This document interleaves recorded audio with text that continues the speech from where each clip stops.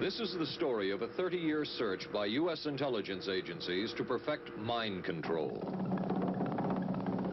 Some of those engaged in that search have agreed to talk about it for the first time. One said, "I think every last one of us felt sorry to attempt this kind of thing. We knew we were crossing the line." The search would be endless. From brothels, an agent says, we learned a lot about human nature in the bedroom, to the mystical rites of a magical mushroom ceremony performed by an Indian shaman, to a Spanish bull ring. The bull has had electrodes implanted in the brain and is controlled by a scientist. There would be victims.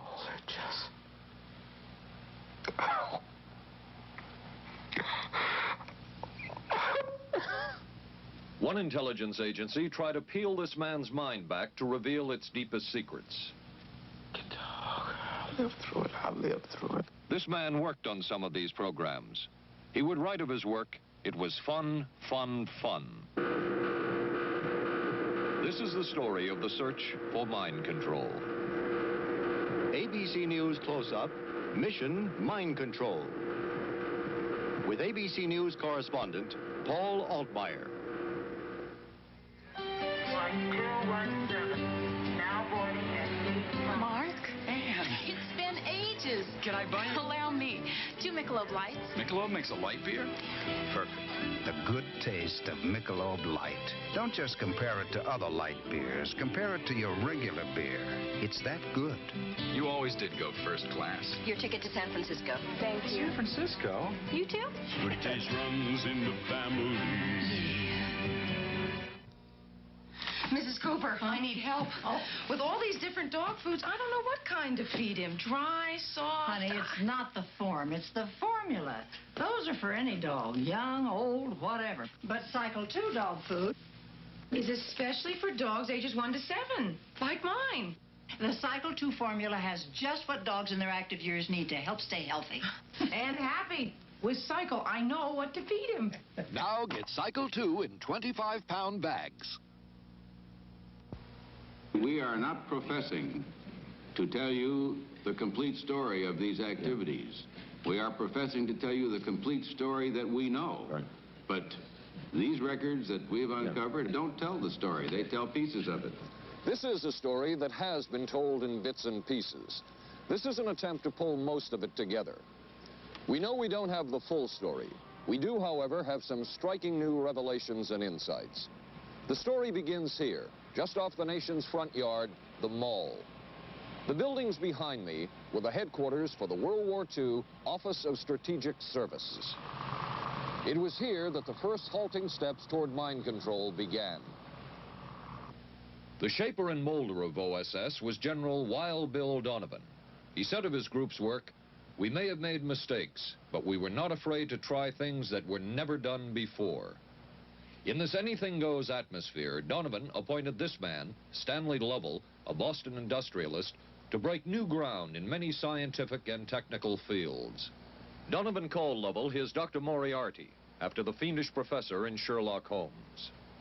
Lovell liked the name and posed for this Saturday Evening Post photo. He later wrote of his OSS job that it was, quote, to stimulate the Peck's bad boy beneath the surface of every American scientist and to say to him, throw all of your normal law-abiding concepts out of the window. Here's a chance to raise merry hell. It was in this atmosphere that the search for mind control began. This bizarre man would be an active participant in that search over the next 2 decades. His name is George White, an OSS captain who had formerly been with the Bureau of Narcotics. In his diary, seen here publicly for the first time, White left a legacy of the darker side of American intelligence work. He received his early OSS training at the British-run school at Oshawa, Canada, the same school where Ian Fleming, the creator of James Bond, was trained. White referred to the school in his diaries as the Oshawa School of Mayhem and Murder. Mike Burke, former OSS colleague of White's and now president of Madison Square Garden Center. Very compelling fellow, mysterious fellow, almost mystical fellow. He was fascinating because you knew something about him, but not enough about him to really get a fix on him. He also knew a great deal about the swifter elements of society, the gamier side of life.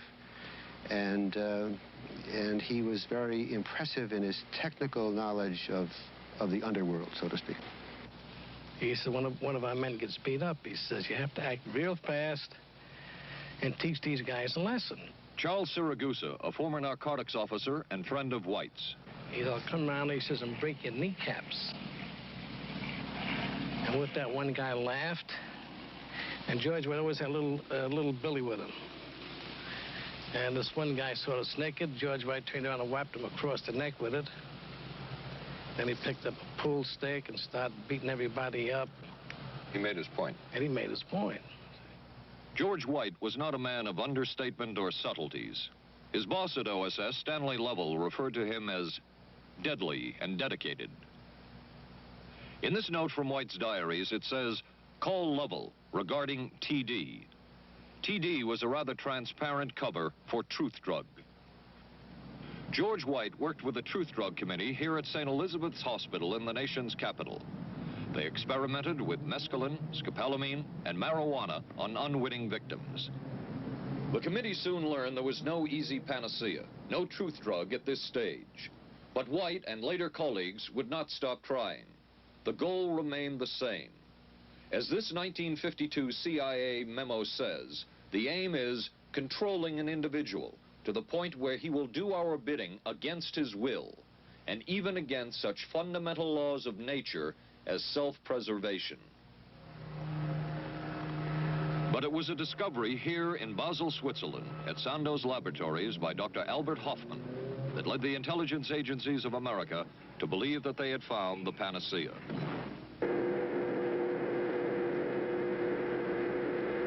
The discovery was lysergic acid diethylamide, LSD.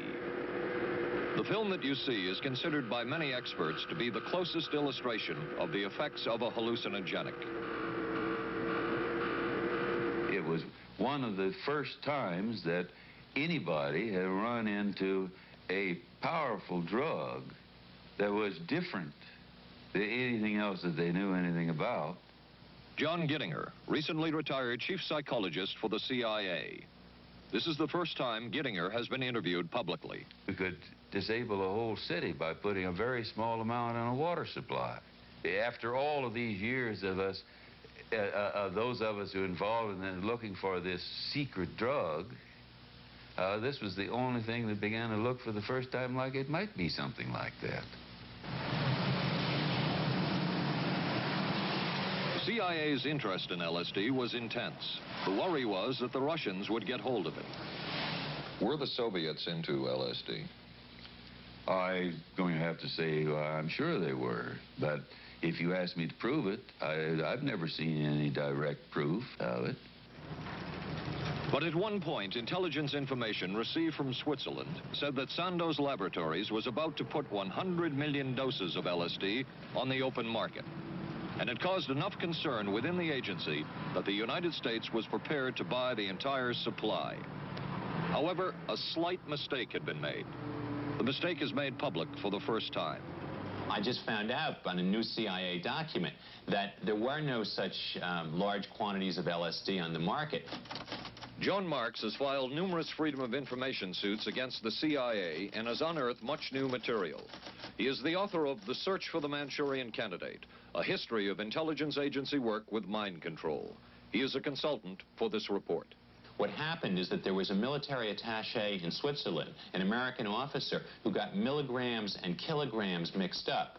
In other words, he made a mistake of thinking 1/1000th of a gram was the same as 1,000 grams, which is a mistake of 1,000,000 times. So when the CIA got the intelligence that there were 100 million doses on the market, in fact, there were 100 doses.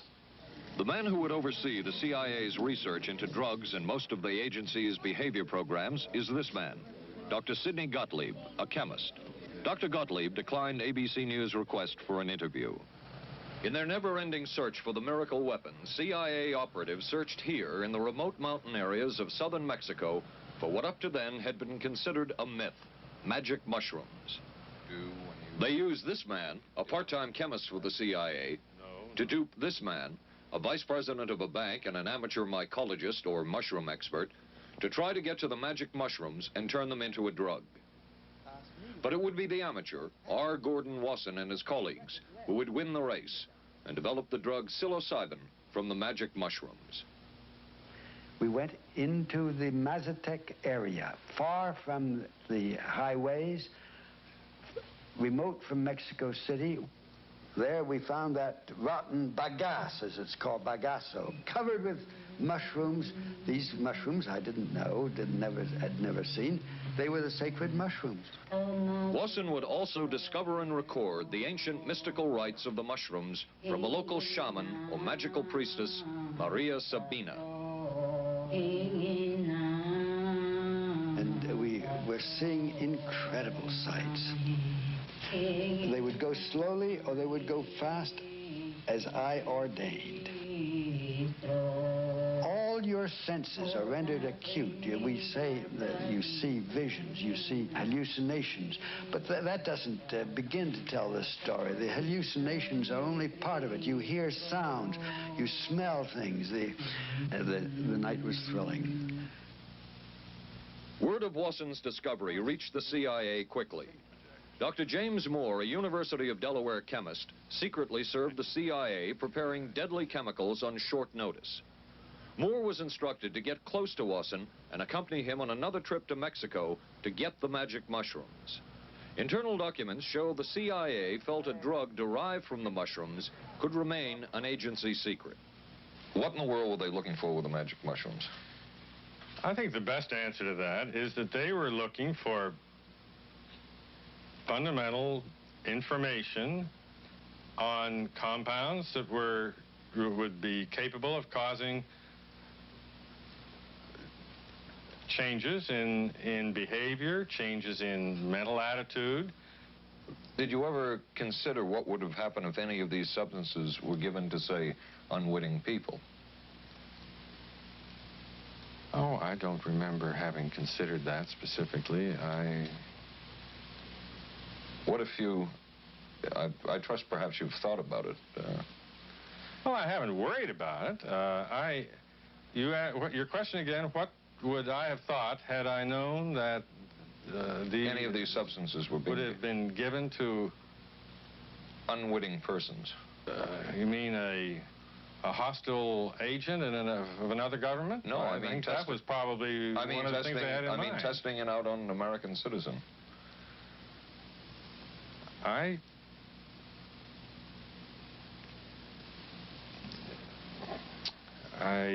guess I must seem very, very cold-blooded about this, but I don't recall ever having been very much preoccupied with that issue.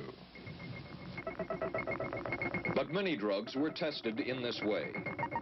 A decision was made at the highest levels of the CIA to do testing on unwitting Americans. As one CIA document says, such testing would be operationally realistic. A former CIA official who worked on these programs describes for the first time how the decision was made. He did not wish to be filmed or recorded. Thus his remarks are read by someone else. I think every last one of us felt sorry to attempt this kind of thing. We knew we were crossing the line.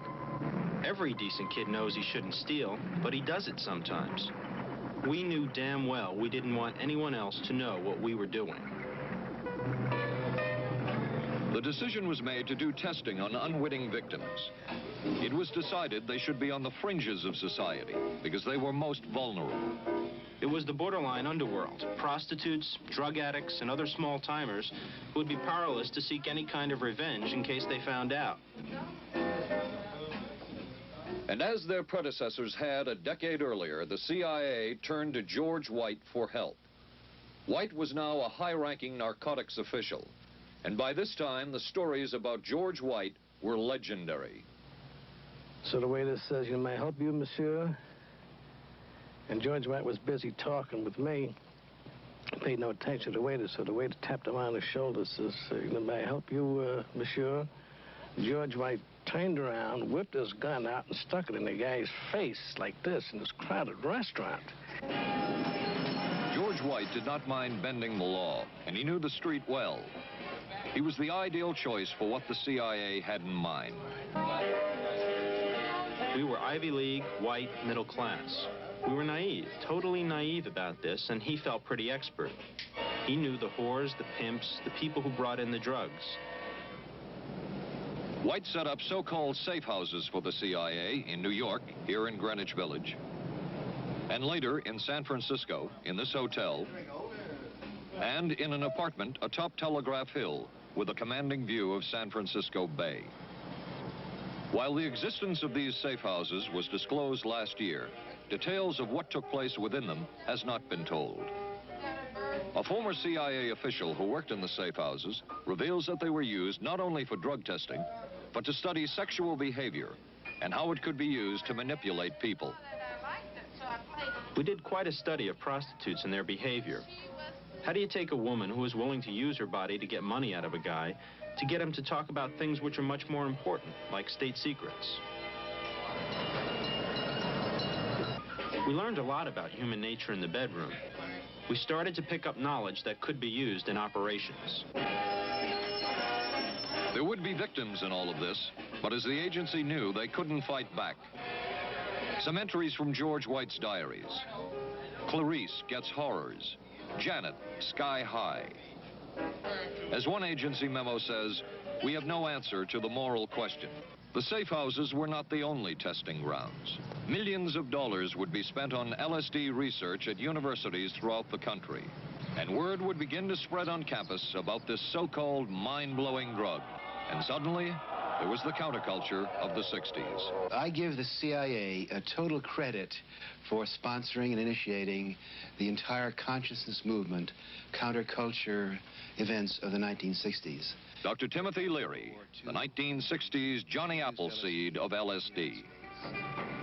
The CIA funded and supported and encouraged hundreds of young psychiatrists to experiment with this drug.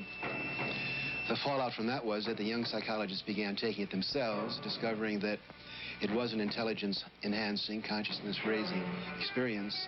I know that some of the studies in which the CIA had supported used as subjects people who later became strong proselytizers of LSD. So, in that sense, yes, I think it did sustain the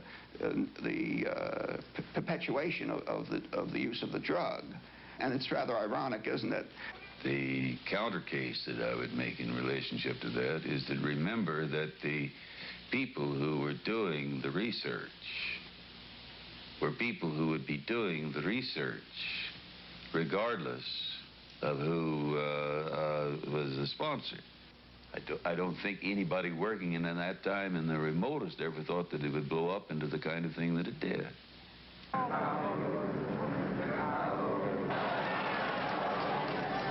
History will judge the role of the CIA and other intelligence agencies in unwittingly contributing to the counterculture of the 60s through their intense interest in LSD and other hallucinogenics.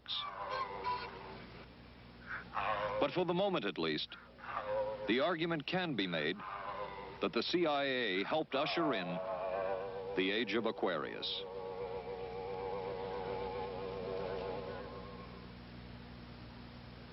ABC News Close-Up will continue in a moment. Being careful about my body doesn't just mean major things like regular breast exams. I'm even careful about pain relievers. Plain aspirin sometimes upset my stomach, so I use Bufferin. It adds protection. I'm careful about what goes into my body. Bufferin gives me an added relief action I want. Tylenol doesn't. Only one leading tablet has both an added relief action in many cases that Tylenol never provides, and protection ingredients, Bufferin. Now I'm careful to get both with Bufferin. Your sink trap's clogged with grease. Use Crystal Drano. I'll pour in Liquid Plumber. Don't. It may not work on that grease clog. No? Crystal Drano will. Look, Liquid Plumber's quiet. It's not melting that grease. But Drano is. It broke through. Will Drano hurt metal pipes? No. So Liquid Plumber didn't break that grease clog. I'm switching to Drano. To make clogs go, better use Drano. Saturday, live on ABC. the Forest Hills Men's Invitational from the legendary West Side Tennis Club. Then live, third round coverage of the most prestigious ladies golf event. Hollis Stacey goes for her third straight U.S. Women's Open title. And red-hot Nancy Lopez shoots for her elusive first Open victory. And on ABC's Wide World of Sports, rodeo excitement from the Wild West, plus high speeds, high thrills, hydroplane action, championship tennis, golf, and ABC's Wide World of Sports, Saturday.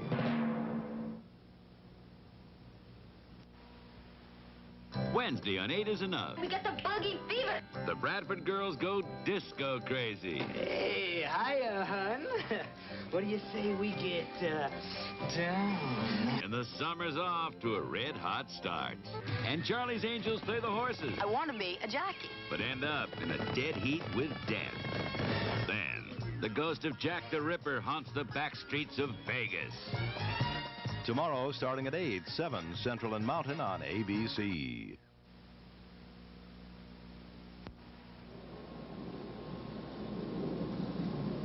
Covering a span of history such as we are in this report, one can get sidetracked by the so-called glamour and mystery of espionage work or by the exotic qualities of some drugs. But what you can't lose sight of is what all of this would mean in terms of individual human beings. There would be deaths. There would be long-lasting and harmful effects. The best-known case is that of this man, Frank Olson, a chemist employed by the Army Chemical Corps, who in 1953 was slipped LSD unknowingly at a meeting with CIA officials. Shortly after that, Olson went into severe depression.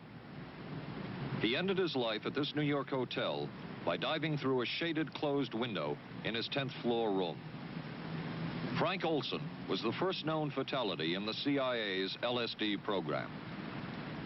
Olson left behind a widow, Alice, and 3 children, but it would be years before they learned the real story of his death. Shortly after his suicide, Alice Olson was visited by Dr. Sidney Gottlieb, the man who had administered the drug, and by Robert Lashbrook, his deputy, who was the last person with Frank Olson the night of his death.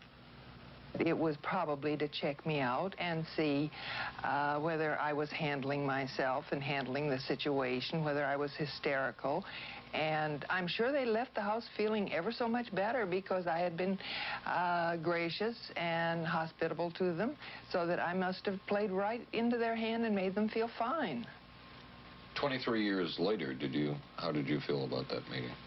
My anger was unbelievable at how I had been duped for this length of time, and the anguish which was unnecessary.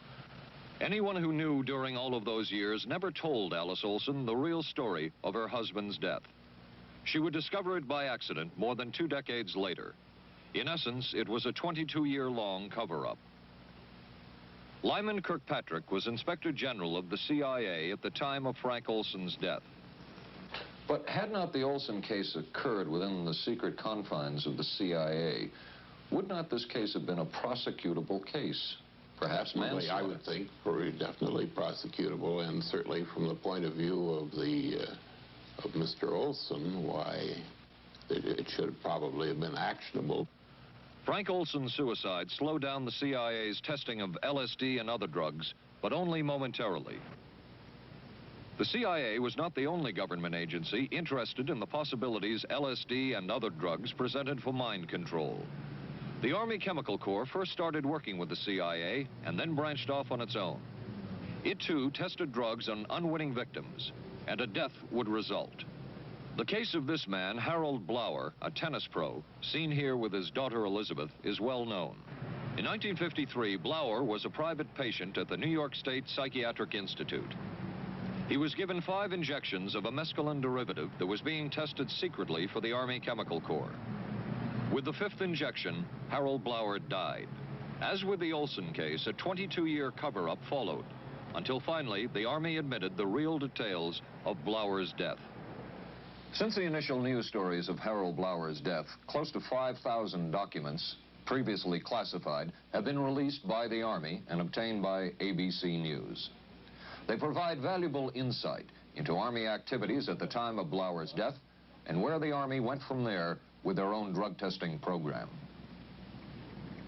From a previously classified deposition of Dr. James Cattell, who administered the mescaline derivative, on the purpose of the drug testing, to produce symptoms similar to those that you see in schizophrenia. On how much the patient knew about all this. We didn't delineate all the possibilities of what might happen because then you contaminate your experiment.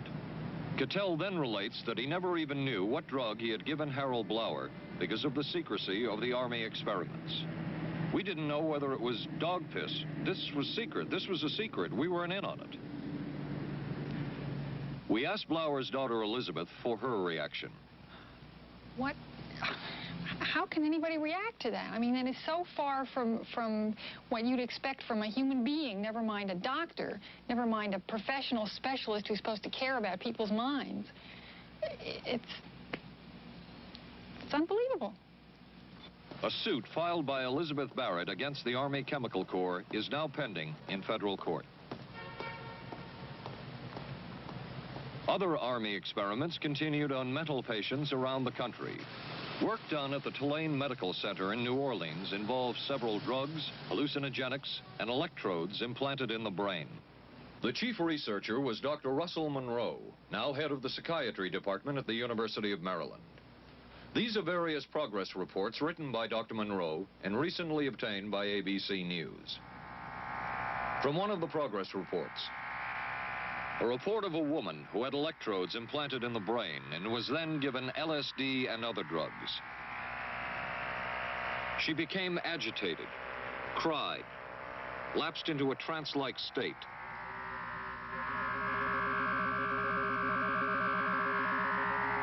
Felt as if she were about to have a convulsion, experienced waves of darkness and light,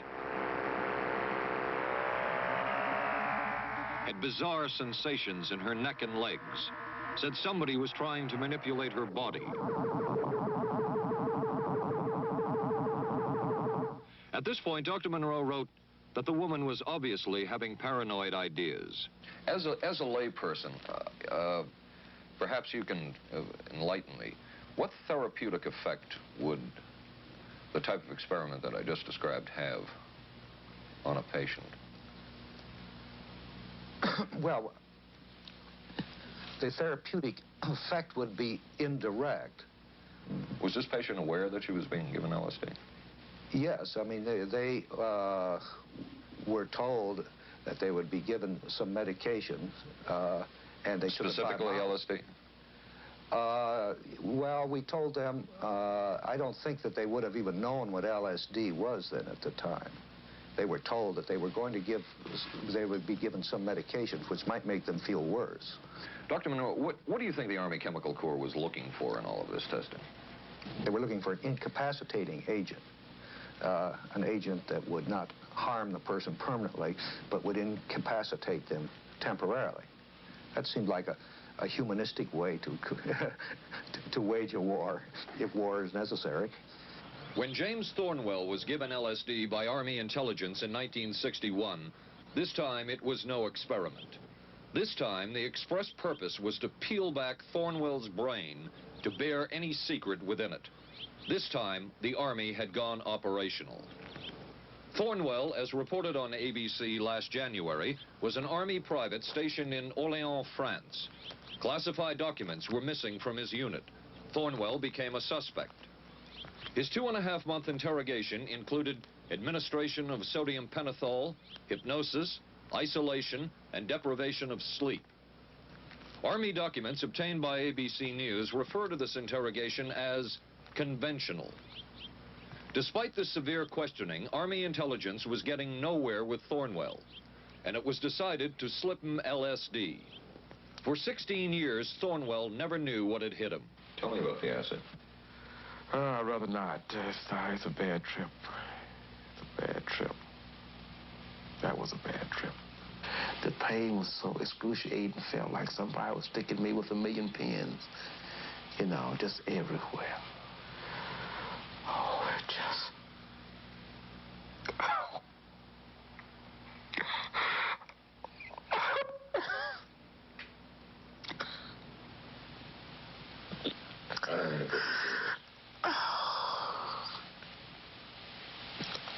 You want to stop for me?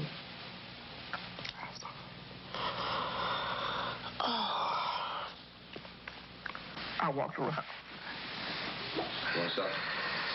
Oh, I can talk. I'll live through it. I'll live through it. I'll live through it.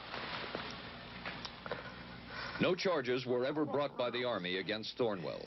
He was discharged for psychological disorders. But an Army psychiatric evaluation of Thornwell obtained by ABC News, one which was done prior to Thornwell having been given LSD, says of him, fairly cooperative, oriented, alert, and gave no evidence of psychosis or depression. From the Army's point of view, this type of LSD interrogation was a success. Other documents refer to the exploitability of interrogation subjects, cracking them, keeping them off balance mentally, and providing an economical, speedy, and productive aid to interrogation. From James Thornwell's point of view, it was no success. Thornwell still has serious problems. He's run through 2 marriages. He maintains he can't hold a job, can't concentrate, has nightmares, and feels socially and emotionally isolated. Last fall, Thornwell filed suit against the government in federal court. In a moment, we will examine the closest experimentation to brainwashing that we have uncovered.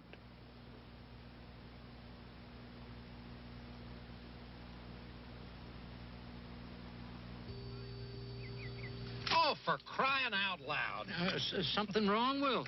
You pick up a paper these days, you learn life isn't as simple as it used to be, and neither's food. Is that why you eat grape nut cereal? Yep, you couldn't ask for a simpler cereal. Wheat and barley, vitamins added, no preservatives. Sure looks simple. It's got a natural nutty taste. What's good for breakfast, guys? How about something nice and simple? Grape nuts, the simple cereal.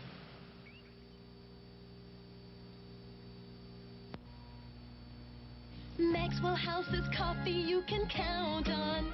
Maxwell House. Good to the last drop.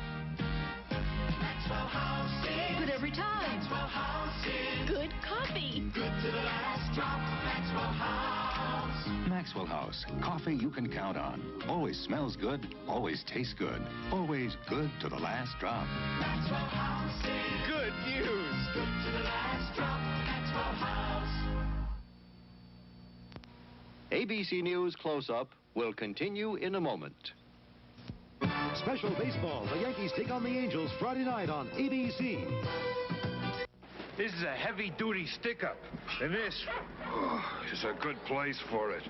New heavy-duty stick-ups from Airwick for small places with big odors.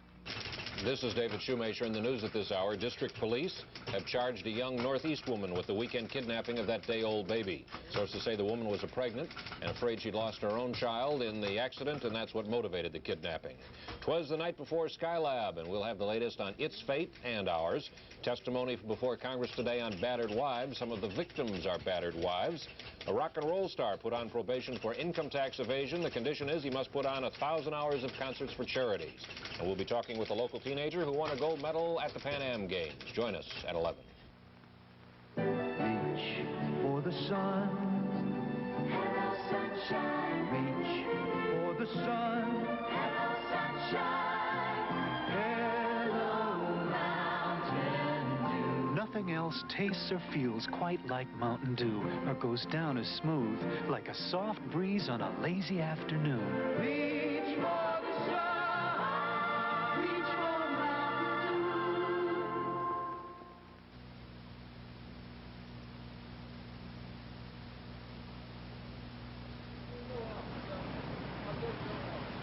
By far, the most chilling experiments we have uncovered took place at this Gothic estate called Ravenscrag, halfway up Mount Royal in Montreal.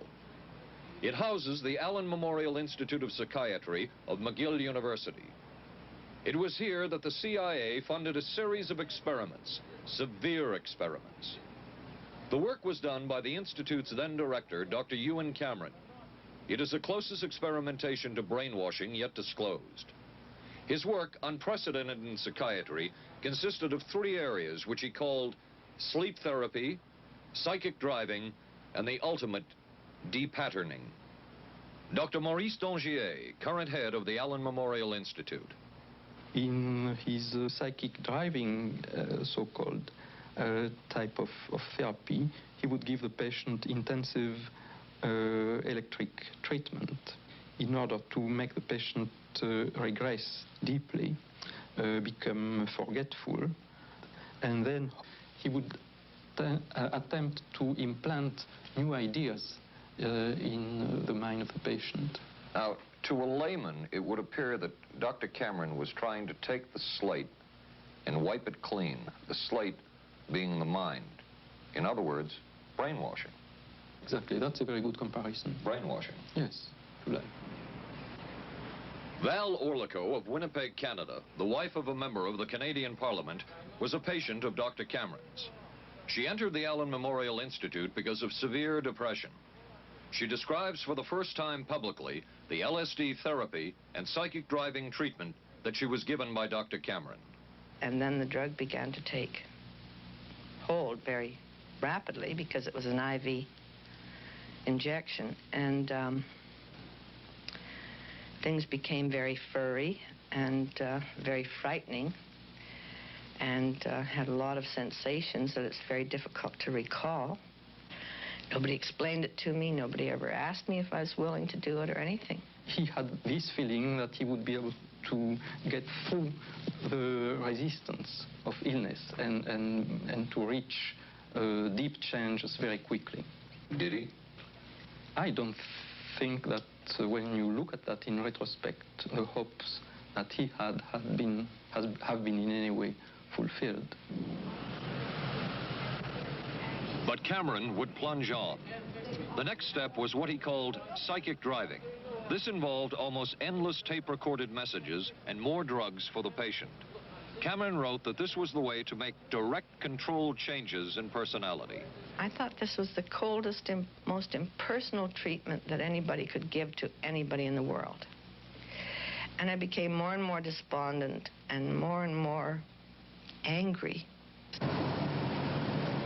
I just became so despondent that I thought I can't live like this any longer. And I thought I would just go out and throw myself underneath the cars on McGregor. I stood on the curb of that street and I stood there and I thought, okay, go. Okay, go. And then I thought, what if you're not killed? What if you're just maimed? What if you don't die and you live and you can't even talk anymore? And I couldn't do it. The most severe technique Cameron used was de-patterning. He described it as breaking up the existing patterns of behavior by means of intensive electroshock therapy with prolonged periods of sleep. He carried out these experiments in something he called the sleep rooms. People in there were like babies. They cried and they were very disoriented. And we were very afraid of the sleep room. We used to walk very carefully against the side of the corridor that was opposite the sleep room with our backs to the wall when we'd go by. Cameron used this combined sleep electroshock treatment on patients as long as 30 days. One patient he kept asleep for 65 days. Cameron retired, and his successor, Dr. Robert Cleghorn, ordered a follow-up study on the patients treated with Cameron's de-patterning method. It showed that it was no more beneficial in its result than the use of more conservative methods. But the follow-up study showed that 60% of those who had been de-patterned still had amnesia for periods of anywhere from 6 months to 10 years. That's quite a memory loss, isn't it? That is a memory loss. Indeed it is. It's I think, more than desirable. In retrospect, does Dr. Cameron's experimentation and his treatment appear harsh?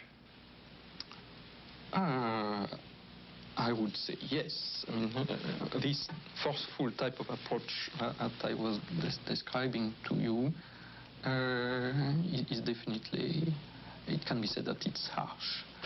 I wouldn't call it harsh. I would say it was harder on the staff than it was on the patients, because these people had to be fed and they had to be cared for and they had to be given sufficient fluid and food and toileted and so on and so forth. It was a very difficult thing for the staff to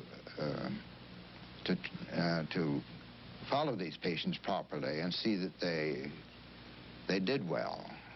Well, I'm glad he was concerned for the staff.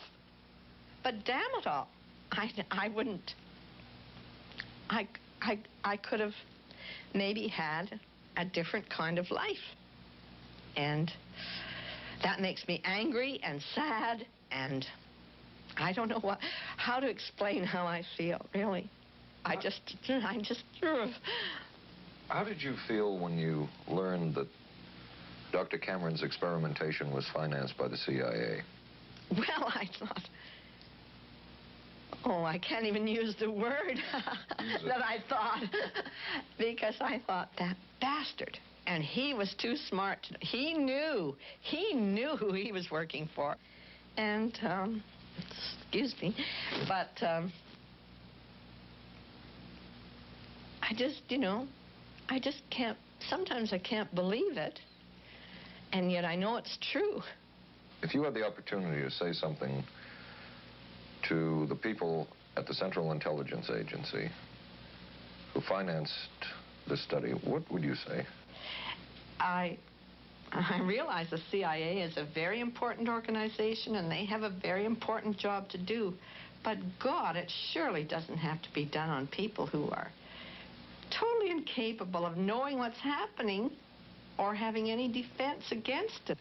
And I can't imagine the mentality of people who would do this. I just can't. As for Dr. Cameron, he died in 1966 while mountain climbing. A colleague wrote of Cameron, "For him, the ends justified the means. And when one is dealing with the waste of human potential, it is easy to adopt this stance." Dr. Cameron seemed ideally suited for what the CIA had in mind.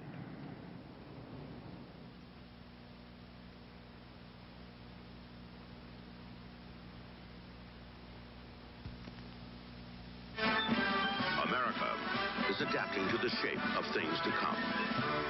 Triumph TR7 with 5-speed transmission or optional automatic. Wide steel belted radials, front disc brakes, front end spoiler, rack and pinion steering. Triumph TR7. No other sports car looks like it. No other sports car drives like it. Triumph TR7. The shape.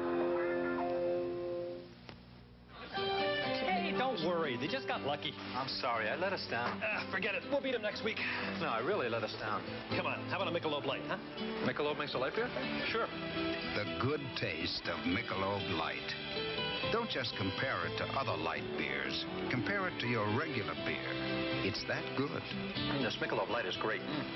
Hey, you know what our real problem was today? Yeah, you were terrible. Good taste runs in the family. The many roles I play call for many hairstyles.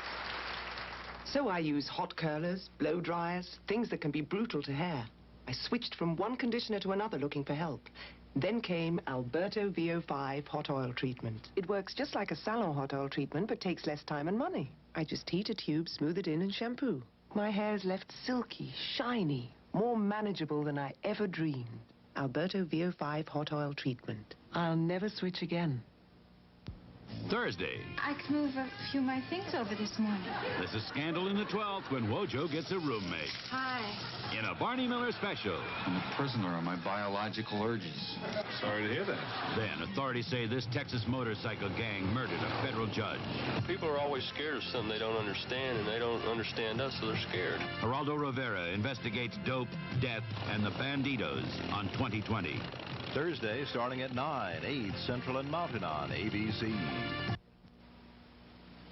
It was the Cold War, and especially the trial of Joseph Cardinal Mindszenty, who was forced to testify in a Hungarian court that he was a spy.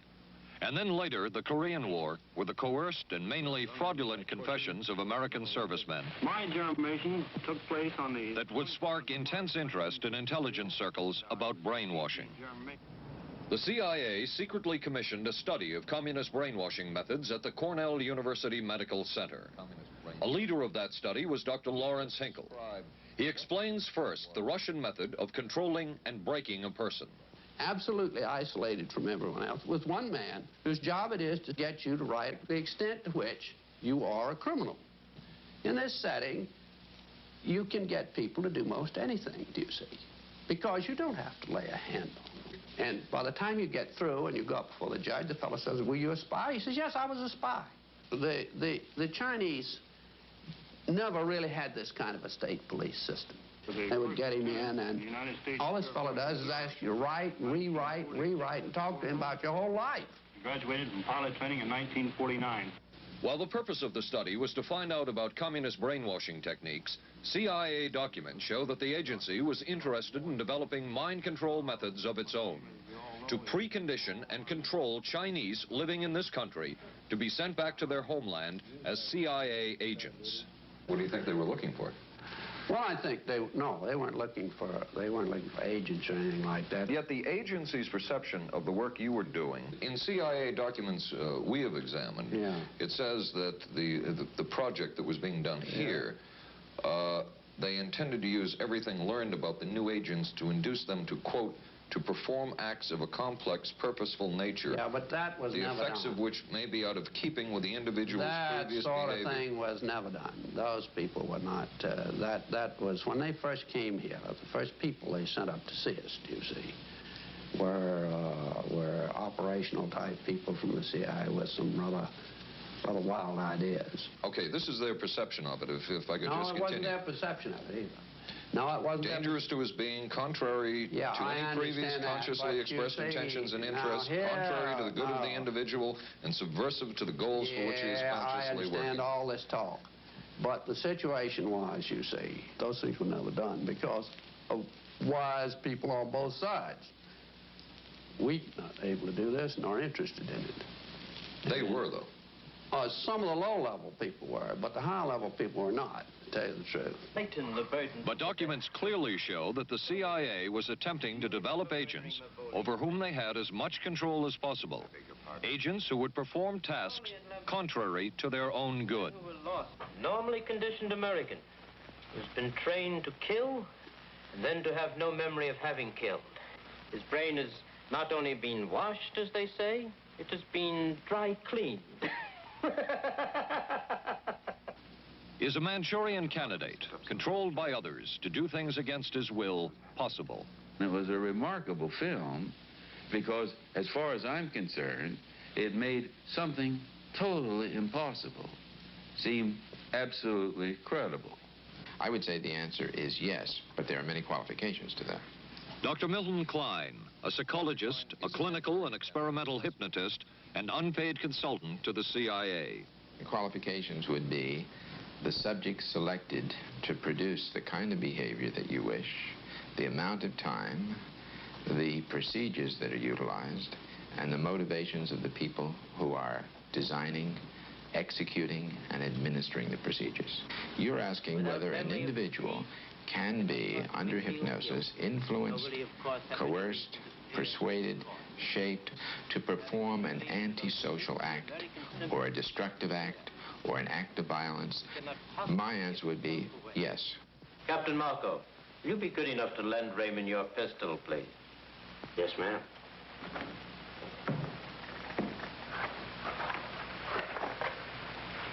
Thanks, Ben. Sure, kid. Shoot Bobby, Raymond. Through the forehead. Yes, ma'am.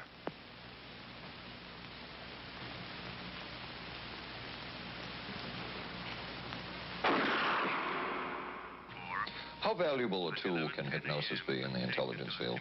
None whatsoever. It has absolutely no use because nobody's ever been able to do that I know of, do it in an operationally feasible way. I'm not in any way saying that hypnosis doesn't take place. I'm not saying there's nothing to it. I would say that most government agencies concerned with intelligence operations have been looking to hypnosis as a tool for a variety of purposes, one of which is to carry out and to execute certain intelligence operations on a basis where they would not have to rely completely on some of their own emotional reactions. Actually, would that entail murder? It could, if you consider that an act of killing someone under circumstances of war is murder. I think one has to define what that means. Under circumstances of peace. Under circumstances of peace, it would be murder. Another former CIA agent says that Fidel Castro at one time was considered as a possible target for a Manchurian candidate.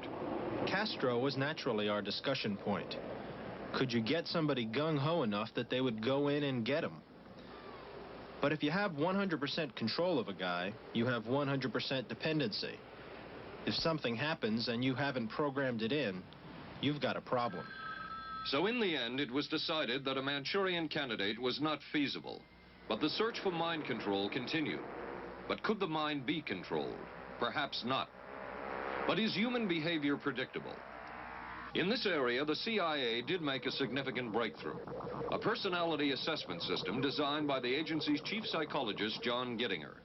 It comes close to being able to predict how humans will behave. It's really a descriptive system, an attempt to try to describe personality in a relatively systematic way so that hopefully you can get some kind of an idea to predict what the behavior between different kinds of individuals.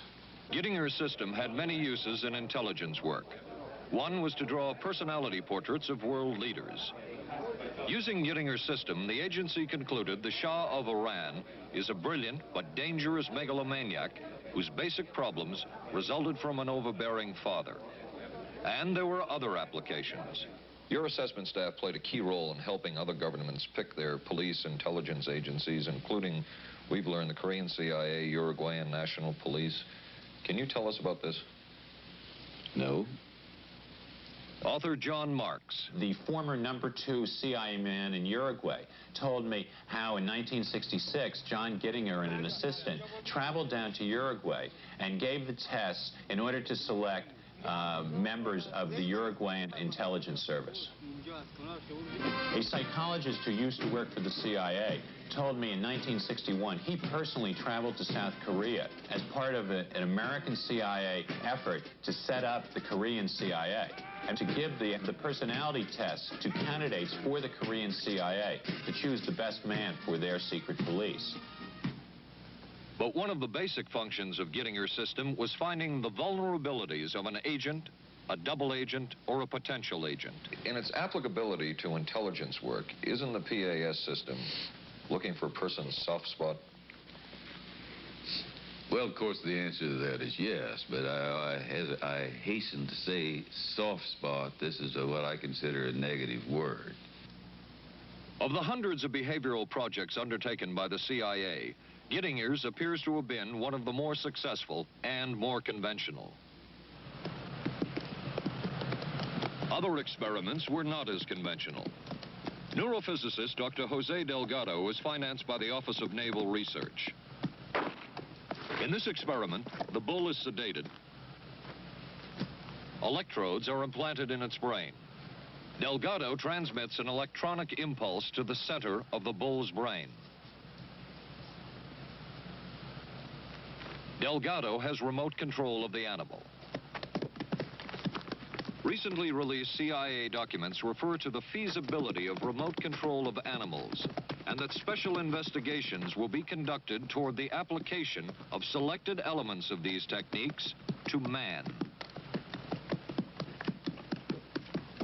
Other areas were examined through the 60s and 70s. Brain surgery, psychosurgery, creation of amnesia, parapsychology, manipulation of genes. Even though past and present CIA officials have indicated this kind of work ended in 1963. Whole truth, nothing but... And one of those who took part in these programs. Thank you, sir. In 1977, a Senate subcommittee heard testimony from many of them, but the testimony was not that revealing. According to one of them, they agreed amongst themselves to keep the inquiry within bounds that would satisfy the committee. Former narcotics officer Charles Siragusa says that he was asked to limit his testimony by the man he reported to at the CIA. He wanted me not to say anything. To perjure yourself. That's right. Well, either that, I'd have to perjure myself or take the Fifth Amendment. And I'm not about to take the Fifth Amendment for anybody. Okay. Former CIA chemist Robert Lashbrook testified he had no first-hand knowledge of the agency-run safe houses when, in fact, he supervised one of them. There was very little. And according to George White's diaries, was at a safe house when White conducted what he called an LSD surprise experiment. Dr. Sidney Gottlieb, whom we recently filmed near his California home, oversaw many of the CIA behavioral programs. He retired in 1973 and destroyed the records of this work. In sort of a valedictory letter, Dr. Gottlieb wrote that he and his colleagues had been able to maintain contact with the leading edge of developments in the field of biological and chemical control of human behavior. Dr. Gottlieb also testified before the Senate subcommittee, but from an anteroom where he could not be filmed because of what his lawyer termed health and cardiac problems. Dr. Gottlieb declined ABC News' request for an interview. And what of George White, the man who helped the agency in so many of its programs? He would retire here to Stinson Beach, California. And shortly before his death, he wrote to his boss at the CIA, Dr. Sidney Gottlieb, and summed up his career by saying, "It was fun, fun, fun. Where else could a red-blooded American boy lie, kill, and cheat, steal, deceive, rape, and pillage with the sanction and blessing of the All-Highest?" Has mind control been achieved? From all of the available evidence, it appears doubtful. The human will has prevailed up to this point. But as we have seen, work is continuing in this field, work that we still don't know very much about. How deeply are the Russians and other dictatorships into all of this? We really can't say, and the CIA is reluctant to give out information about it. But the basic question remains, what place does all of this have within a democracy? One final point should be made. As one of the persons who worked on these programs told us, we are very capable, conscientious, and very dedicated scientists working for our country. Their work speaks for itself. This is Paul Altmeyer for ABC News. Good night. Here's a great idea. Potato peeler? Nope. Hair curler. It's Vanish Bowl Freshener. Freshness in a snap. Snap it under the rim and it freshens 2 ways. It's always there to freshen. Then when water hits it, extra deodorizer and detergents are released, working best when and where you need it. When the bowl's fresh, the bathroom's fresher. Snappy idea. Vanish Bowl Freshener. Vanish for a cleaner bowl and a fresher bathroom. What do doctors recommend for pain today? This report shows doctors' #1 choice is the pain reliever in Anacin. 5 million recommendations last year for pain of headache, backache, minor arthritis, and muscle ache. The ingredient in Anacin is the doctor's #1 choice. Anacin is strong, a special combination of medical ingredients free of stomach upset for millions everywhere. The ingredient in Anacin, doctor's #1 choice.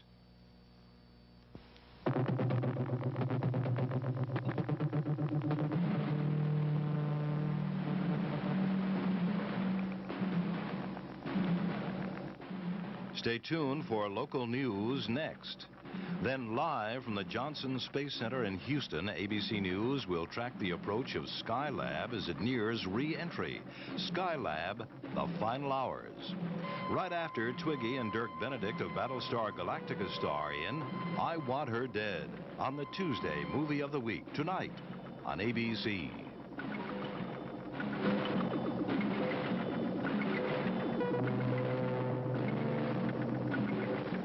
This has been a presentation of ABC News.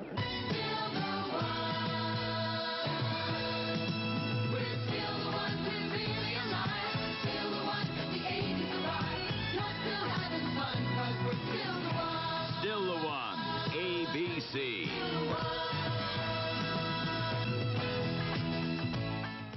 Skylab nears its final orbit. An arrest in the kidnapping of that newborn baby. A rock star sentenced for income tax evasion, and a local gymnast talks about her winning performance in San Juan. News 7 is next. We were concerned about our monthly electric bills, so we called Pepco for help.